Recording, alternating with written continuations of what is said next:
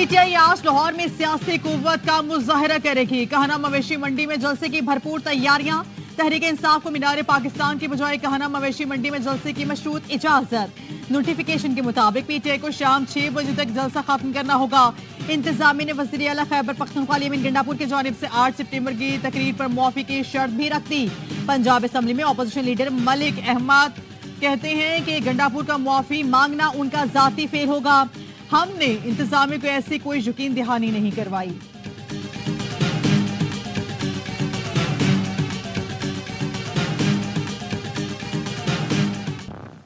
Supreme court practice and procedure ترمیمی ordinance پر عمل درآمد. جسٹس منیب اختر 3 رکنی ججز کمیٹی سے باہر. چیف جسٹس قاضی فائز عیسیٰ نے جسٹس امین الدین خان کو کمیٹی رکن نامزد کر دیا. جسٹس امین سینیورٹی لسٹ میں 5ویں نمبر پر ہیں. چیف جسٹس قاضی فائز عیسیٰ کی سربراہی میں پریکٹس اینڈ پروسیجر کمیٹی کا اجلاس جسٹس امین الدین کی کمیٹی میں نامزدگی کے بعد بلایا گیا. اجلاس میں جسٹس منصور علی شاہ کی عدم شرکت. ذرائع کا کہنا ہے کہ جسٹس منصور علی شاہ مصروفیات کے باعث شرکت نہ کر سکے. اجلاس بغیر کارروائی پیر تک مؤخر.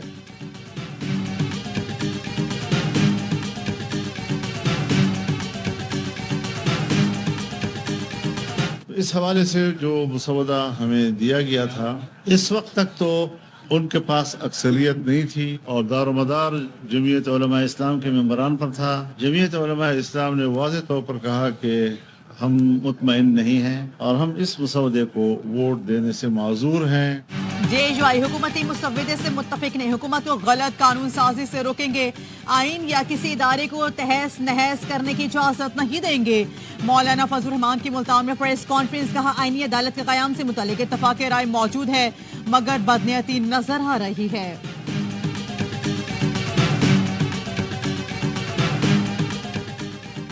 مولانا فضل الرحمان سے اتفاق رائے پیدا کرنے کی کوشش کی. اتفاق رائے کے لیے دوسروں کا موقف سننا چاہیے. بلاول بھٹو زرداری کا کہنا ہے عدالتی اصلاحات بہت ضروری ہیں. آئینی عدالتوں کے قیام کا بانی پی ٹی آئی سے کوئی تعلق نہیں.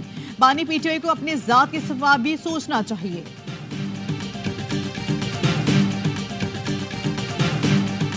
قومی اسمبلی سے پی ٹی آئی کا وجود ختم. قومی اسمبلی سیکریٹریٹ نے اسپیکر اسمبلی کے خط کے نئے الیکشن ایکٹ کے تحت نئی پارٹی پوزیشن جاری کر دی جس کے مطابق نون لیگ کی قومی اسمبلی میں 110، پیپلز پارٹی کی 29، سنی اتحاد کونسل کی 80، ایم کیو ایم کے 22، جے یو آئی کی 8 جبکہ آزاد ارکان کی تعداد بھی 8 ہے. اس سے پہلے 39 ارکان کو تحریک انصاف اور 41 کو آزاد ڈکلیئر کیا گیا تھا. الیکشن ایکٹ پر عمل درآمد سے 23 مخصوص نشستیں نون league P P J you آئی کو ملیں گی.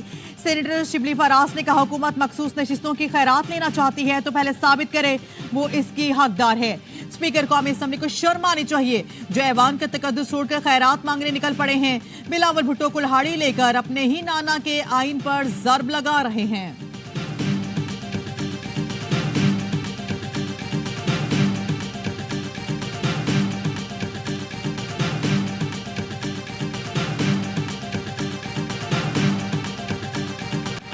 اسپیکر قومی اسمبلی کی آئینی ترامیم پر حکومت اور اپوزیشن میں مساہلت کرانے کی پیشکش. کہا حکومت چاہے تو پارلیمانی امور پر حزب اقتدار حزب اختلاف کو اکٹھا بٹھا سکتا ہوں. پارلیمانی رپورٹرز ایسوسی ایشن کے وفد سے گفتگو میں کہا ارکان کی گرفتاری کے معاملے پر ابتدائی رپورٹ تیار ہو چکی.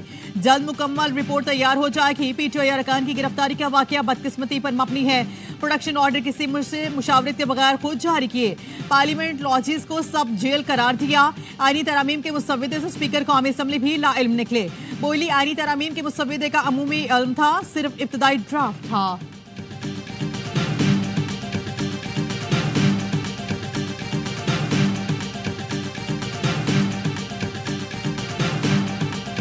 اسپیکر قومی اسمبلی کی آئینی ترامیم پر حکومت اور اپوزیشن میں مصالحت کرانے کی پیشکش. کہا حکومت چاہے تو پارلیمانی امور پر حزب اقتدار اور حزب اختلاف کو اکٹھا بٹھا سکتا ہوں. پارلیمانی رپورٹرز ایسوسی ایشن کے وفد سے گفتگو میں کہا ارکان کی گرفتاری کے معاملے پر ابتدائی رپورٹ تیار ہو چکی. جلد مکمل رپورٹ تیار ہو جائے گی. پی ٹی آئی ارکان کی گرفتاری کا واقعہ بدقسمتی پر مبنی ہے. پروڈکشن آرڈر کسی سے مشاورت کے بغیر خود جاری کیے. پارلیمنٹ لاجز کو سب جیل قرار دیا. آئینی ترامیم کے مسودے سے اسپیکر قومی اسمبلی بھی لا علم نکلے. بولے آئینی ترمیم کے مسودے کا عمومی علم تھا صرف ابتدائی ڈرافٹ تھا. ملک کی سیاسی صورتحال. نائب وزیر اعظم و وزیر خارجہ اسحاق ڈار کا دورہ امریکہ ملتوی. نائب وزیر اعظم اسحاق ڈار نے آج رات نیو یارک کے لیے روانہ ہونا تھا۔ ذرائع کا کہنا ہے وزیر خارجہ نے اقوام متحدہ کے سمٹ آف دی فیوچر میں پاکستانی وفد کی نمائندگی کرنا تھی۔ قرض کے حصول کے لیے بے چین نہیں، حکومت اپنی شرائط کو ملحوظ خاطر رکھے گی۔ 25 ستمبر کو IMF قرض کے حوالے سے اچھی نوید ملے گی۔ وزیر خزانہ محمد اورنگزیب کی اقتصادی رابطہ کمیٹی اجلاس میں گفتگو، کہا قرض کے حصول کے بعد میکرو اکنامک استحکام کا راستہ ترک نہیں کرنا۔ پاکستانی روپے کی قدر مستحکم ہے، زر مبادلہ ذخائر 26 ماہ کی بلند ترین سطح پر ہیں، کرنٹ اکاؤنٹ خسارہ قابو میں ہے۔ IT برآمدات $300 ملین ماہانہ کی سطح پر مستحکم ہونا برآمدی شعبے کے لیے اچھی خبر ہے۔ روشن ڈیجیٹل اکاؤنٹس میں مسلسل اور مستحکم اضافہ خوش آئند ہے۔ گزشتہ ماہ اس مد میں $165 ملین کی سرمایہ کاری ہوئی۔ امریکی صدر بائیڈن 21 ستمبر کو کوارڈ سمٹ کی میزبانی کریں گے۔ بھارت، جاپان اور آسٹریلیا کے وزرائے اعظم شریک ہوں گے۔ White house national security council کی سینئر ڈائریکٹر میرا راپ ہاپر نے سوال کہا بائیڈن مودی ملاقات میں سکھ رہنما کے قتل کی بھارتی سازش پر بات ہوگی۔ میرا راپ ہاپر نے کہا کوارڈ لیڈر جب ملتے ہیں تو وسیع پیمانے پر اسٹریٹجک بات چیت ہوتی ہے۔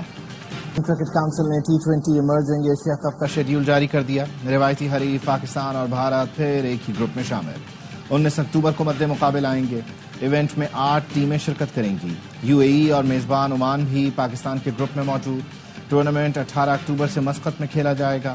چیمپئن کا فیصلہ 27 اکتوبر کو ہوگا۔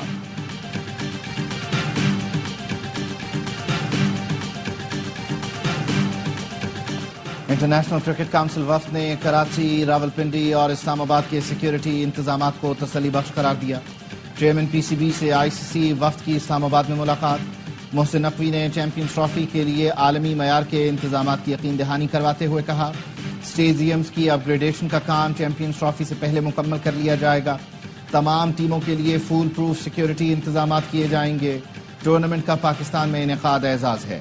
تمام ٹیموں کے کھلاڑی پرامن اور محفوظ ماحول میں کرکٹ انجوائے کریں گے۔ پبلک سیکٹر یونیورسٹیز میں مستقل وائس چانسلرز کی تعیناتیوں سے متعلق کیس میں چیف جسٹس اور وکیل اسلامک یونیورسٹی میں تلخ کلامی۔ وکیل نے کہا آپ نے الزام لگایا تھا میڈیکل سرٹیفکیٹ جعلی ہے، ڈاکٹر سمینہ کی حالت دیکھ لیں۔ چیف جسٹس نے کہا پورے پاکستان میں ایک ہی خاتون ملی ہے جو ہر وقت بیمار رہتی ہے۔ HEC کہتا ہے سمینہ ملک کو جب بھی میٹنگ کا کہیں بیماری کا بہانہ بنا لیتی ہیں۔ ہم خاموش ہیں، اس کا یہ مطلب نہیں کہ آپ بدتمیزی کریں۔ پولیس کو وکیل کو روسٹرم سے ہٹانے کی ہدایت کی۔ سمینہ ملک نے کہا میں دوائی کے اثر میں ہوں، کچھ وقت دیں، سوالات کے جواب دے دوں گی۔ چیف جسٹس نے کہا آپ نے ڈرامہ کرنا ہے تو یہاں سے چلی جائیں۔ 3-4 کرائے کے صحافی جا کر گالیاں دینا شروع کر دیں گے۔ گالم گلوچ کرو تو سب ٹھیک ہے، کیا ہم پھر توہین عدالت کا نوٹس لے کر جیل بھیجنا شروع کر دیں؟